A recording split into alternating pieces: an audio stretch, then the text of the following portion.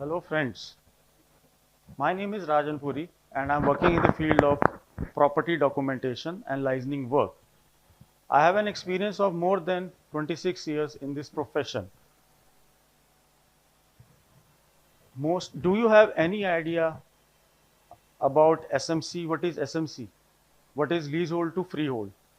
These are all very important documents related to property. Most of the people think that property is only related to sale, purchase and renting. They are not aware of property documentation and legal procedure of the do- legal procedure of the properties. This was my professional introduction.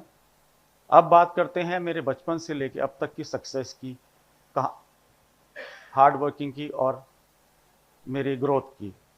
बचपन भी कितना अच्छा होता है कि जिसमें ना तो कोई पैसे कमाने की टेंशन होती है और ना ही कोई पैसे कमाने की टेंशन होती है और ना ही कोई हमको जिम्मेदारी का बोझ होता है। सिर्फ होता है तो सिर्फ माँ बाप का प्यार और हमको उसी को याद रखना पड़ता है।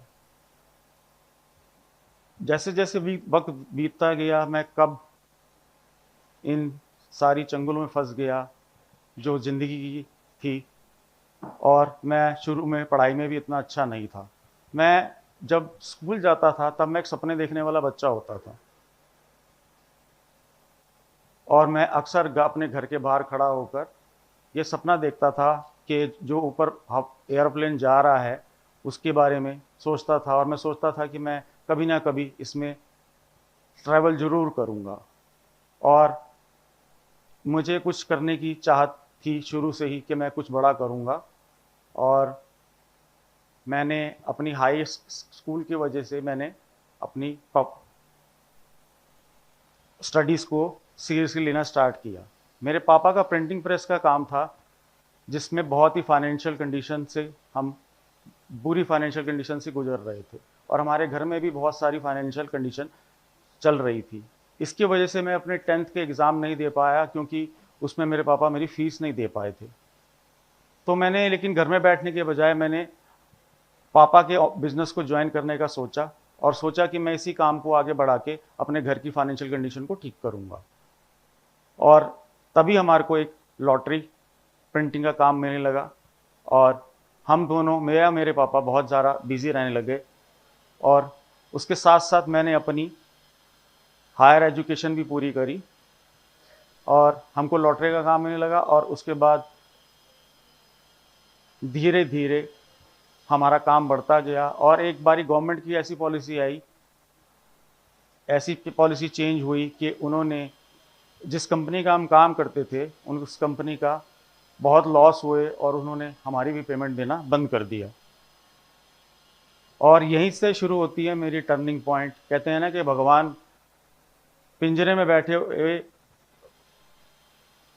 डाल पे बैठे हुए पक्षी को भी नहीं गिरने देता तो मुझे कैसे गिरने देता। तब मैं घर में बैठ के सोचता था कि मैं क्या करूं।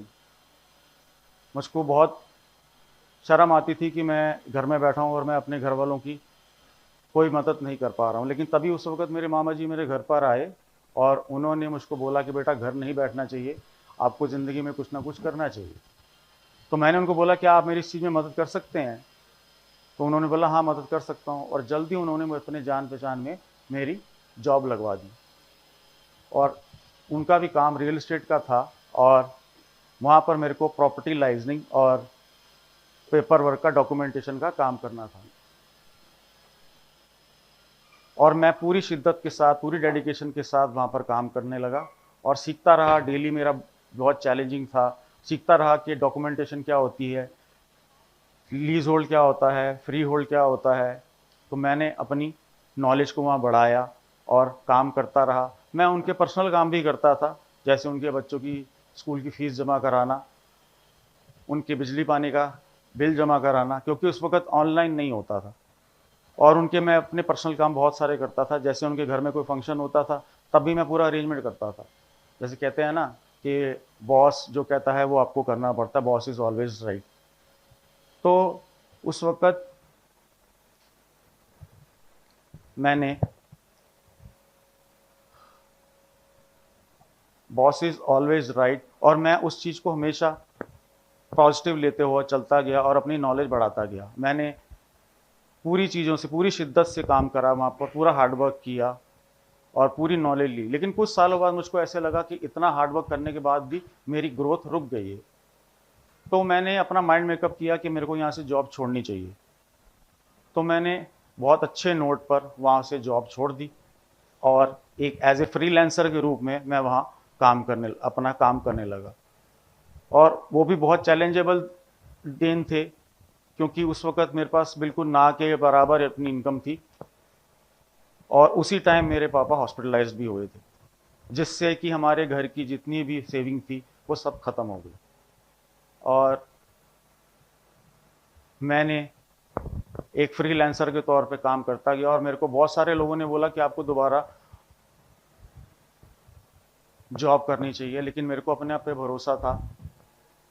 मैंने अपने आप पे भरोसा रखा, अपने भगवान पे भरोसा रखा, और एज ए फ्रीलांसर के तौर पे मैं काम करता रहा, और मुझको धीरे धीरे काम आने लग गया।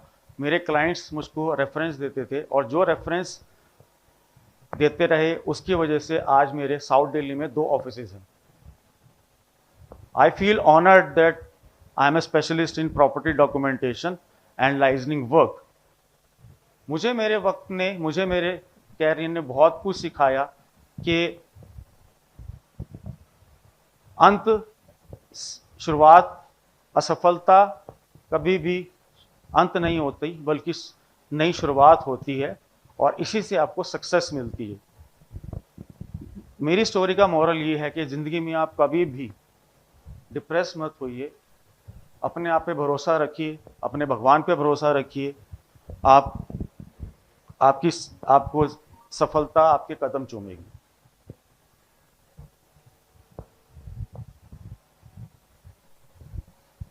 कहते हैं ना कि आप विकेट पे बने रहिए, रन अपने आप बनते रहेंगे।